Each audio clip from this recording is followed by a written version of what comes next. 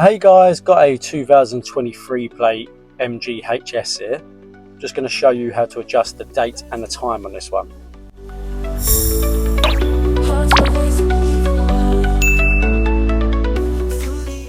So on this one, you're going to make sure your ignition or engine is switched on. Then come to the screen in the center of the dash. And from here, press where the time is on the top right hand corner. Then here where it says manual, GPS or DAB. So if you do GPS or DAB, it will automatically set everything for you.